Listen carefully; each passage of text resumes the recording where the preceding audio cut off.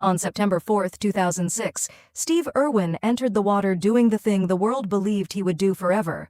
He was filming on Bat Reef, off the coast of Queensland, for a documentary that was supposed to be just another chapter in the life of the man who had turned danger into wonder.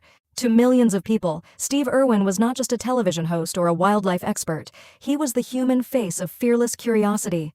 He was the man who could kneel beside a crocodile, laugh in front of a snake, lift a screaming audience into excitement, and somehow make the wild feel less frightening and more alive. That was the spell he carried. Steve Irwin did not seem reckless in the way ordinary thrill-seekers do. He seemed at home in risk, almost as if nature itself had accepted him. And that is why the news felt so unreal when it came. A stingray had struck him in the chest while he was filming in shallow water. CPR was attempted.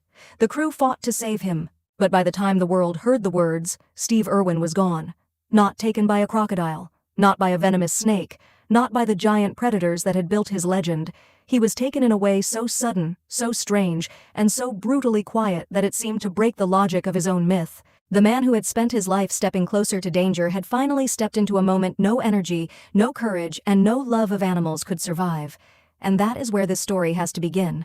Not with childhood, not with fame, not with Australia Zoo, but with the impossible image of a man the world thought was untouchable being carried back from the sea in silence. What made Steve Irwin's death so haunting was not only the shock of the accident, but the kind of person the world believed it had lost. He was not dark, distant, or untouchable. He was warm, loud, emotional, almost boyish in the way he loved life. That is what made him different from so many other global celebrities. People did not simply watch Steve Irwin, they trusted him. They let him carry them into places they would never dare go alone. He made wild animals feel mysterious but not hateful, dangerous but not evil. He stood between the public and the natural world like a translator of wonder, and he did it with such joy that he seemed less like a presenter and more like a force of life itself. So when he died, the grief was larger than ordinary celebrity mourning. It felt like the death of a spirit the world had come to rely on. His memorial service at Australia Zoo would later be watched by hundreds of millions, and the image of his daughter Bindi speaking through tears would become one of the most painful moments of that farewell. But before the memorial, before the flowers, before the crowds and cameras, there was this single unbearable truth. Steve Irwin had gone into the water alive with everything that made him who he was, and he had not come back. Once you know that, every old clip changes. Every laugh feels more fragile, every grin feels touched by fate, every moment of fearless joy becomes shadowed by the knowledge that one day on an ordinary filming trip, the wild would answer him for the last time. That is why his story still hurts. Steve Irwin did not merely die young, he died in a way that felt like the world itself had misfired. The Crocodile Hunter, the man who made fear look survivable, became one of the most unforgettable losses modern television had ever known. Long before the world knew him as the Crocodile Hunter, Steve Irwin was just a boy growing up in Queensland inside a life most children would have found impossible to imagine. He was born in Melbourne in 1962, but his real childhood began when his family moved north and built their world around reptiles, rescue work, and the raw, physical reality of Australian wildlife. This part of his story matters because Steve was not a man who discovered danger late in life. He was raised inside it. While other children learned fear first and fascination later, Steve seemed to learn the opposite. Animals were not distant to him. They were immediate, living, unpredictable presences woven into everyday life. Snakes, lizards, crocodiles, enclosures, feedings, captures, injuries, excitement. This was the atmosphere he grew up breathing. His father taught him how to handle reptiles, and from a very young age Steve was already being trusted with creatures that would terrify most adults. He did not become fearless because television demanded it. He became fearless because to him the wild had never been separate from home. That is what makes his early life so important to the story. Before he was a global icon, Steve Irwin was a child being shaped by a world of scales, mud, instinct, and motion. The future television personality was still just a boy, but the essential thing was already there. The feeling that animals were not obstacles to survive, but lives to understand.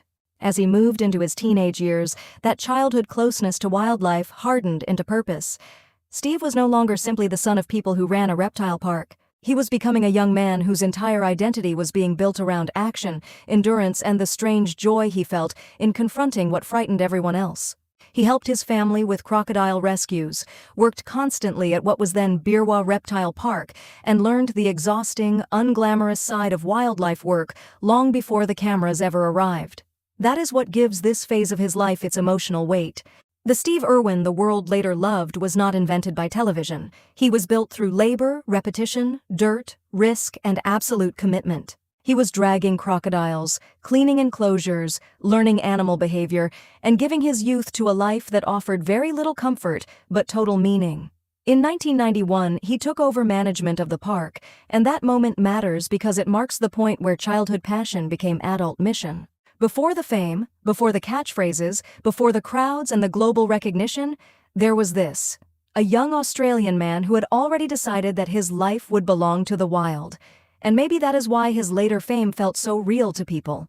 It was never performance first. It was devotion first. The performance only came later, after the devotion had already made him who he was. Steve Irwin did not become famous in the ordinary way television personalities become famous. He did not build his image around polish, distance, or mystery.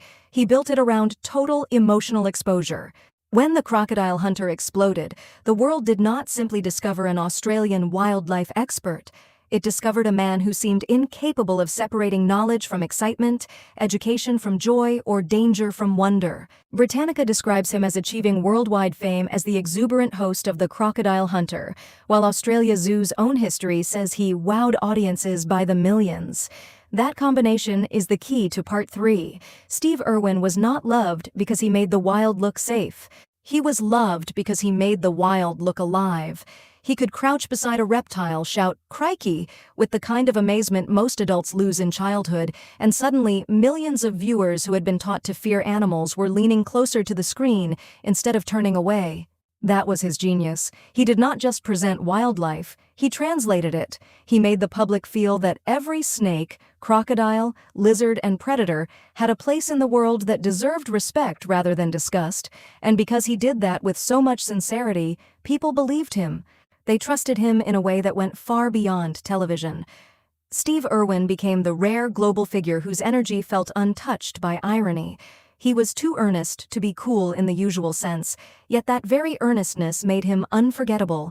It made him feel real.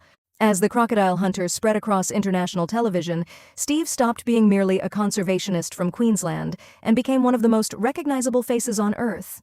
The khaki shorts, the Australian accent, the physical fearlessness, the genuine tenderness toward animals, the explosive enthusiasm that seemed to come from somewhere deeper than performance. All of it fused into an image so complete that Steve Irwin no longer looked like a television creation at all. He looked like a man whose purpose had somehow broken through the screen and reached the whole world. But what made Steve Irwin's rise even more powerful was that the fame did not stay abstract.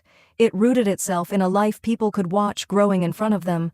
Australia Zoo expanded with his fame, and the image of Steve was never just the lone wildlife adventurer. It was also the husband, the father, the man whose devotion to animals was inseparable from devotion to family and mission. Search results and official accounts alike tie his worldwide fame not only to the Crocodile Hunter itself, but to the larger world built around it: Australia Zoo, related documentaries, public conservation work, and the family identity he shared with Terry Irwin. That matters because Steve did not become a global symbol through stardom alone. He became a symbol through continuity. The audience saw not just an entertainer, but a life philosophy made visible week after week. His love for animals did not seem manufactured for television.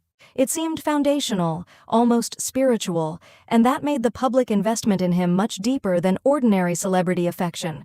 Yet inside that brightness, the first shadow was already there. Steve Irwin's entire public myth depended on proximity to danger. The very thing that made him beloved by hundreds of millions was also the thing that kept him living at the edge of risk. He was turning conservation into mass culture. Yes. He was inspiring children to love wildlife. Yes. He was one of the greatest ambassadors nature television had ever seen. Yes. But he was also creating a public image so fused with fearless contact that people began to assume he could survive anything. That is what gives Part 3 its tension. The rise is real, the warmth is real, the global love is real.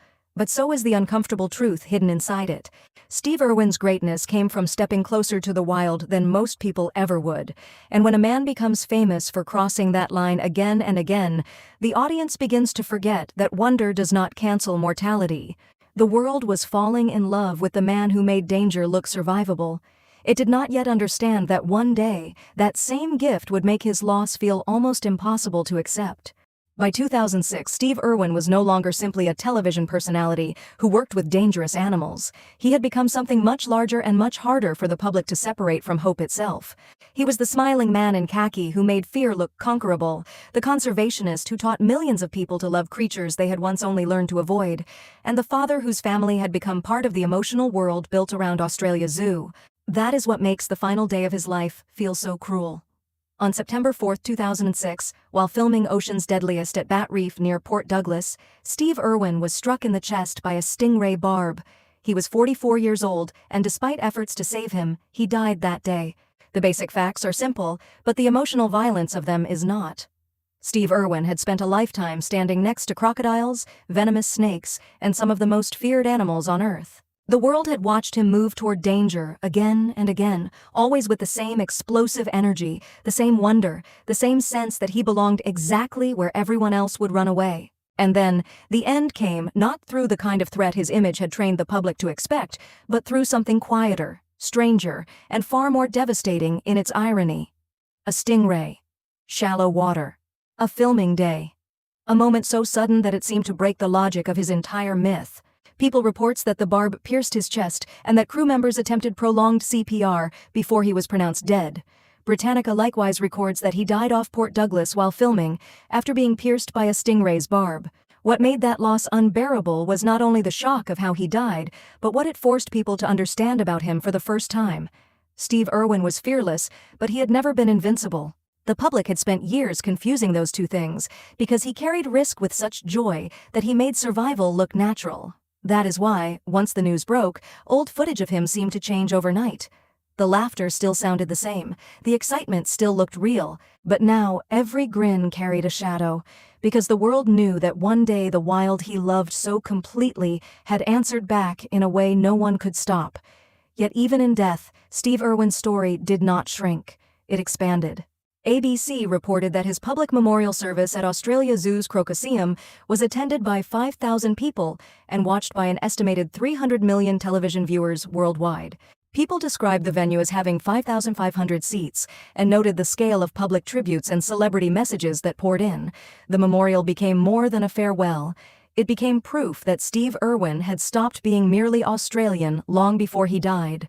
He belonged to children, parents, teachers, animal lovers, and ordinary viewers across the globe who had built part of their emotional world around his voice and his wonder.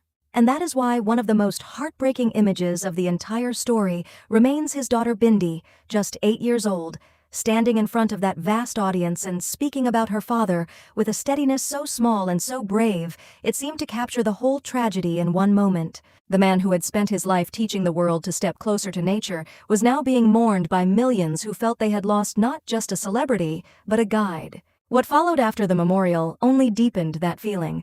People reported that Steve Irwin's family chose a private funeral after the public tribute, while his wider legacy continued through Australia Zoo and the conservation work his family carried forward. In other words, the public goodbye was massive, but the burial itself returned him to the privacy he had rarely been granted in life. That contrast feels right for Steve Irwin. The world needed a huge farewell because his life had become public inspiration, but the man behind that inspiration was finally laid to rest out of view, away from the cameras that had followed him for so long. And still, the story did not end there. His name remained attached to Australia Zoo, to wildlife warriors, to memorial days, to children growing up with old episodes of the Crocodile Hunter, and to a way of speaking about animals that changed popular culture itself. Britannica notes that he achieved worldwide fame not only as a television host but as a conservationist, and that point matters because it explains why his death continues to feel larger than celebrity tragedy. Steve Irwin did not merely entertain people, he altered what they loved. He made crocodiles, snakes, lizards, and wild predators feel not less dangerous but more worthy of care. That is a rarer legacy than fame. It is a moral one. And maybe that is the final reason his death remains so painful. Steve Irwin died doing the work that made him who he was, but the world refused to let that be the end of his meaning. Some public figures leave behind a career. Steve Irwin left behind a living mission, a family still carrying it, and a memory so vivid that even now his absence feels active rather than distant. He went into the water as the Crocodile Hunter. He came out of it as something even harder to bury, a global symbol of wonder that people still are not fully ready to let go of.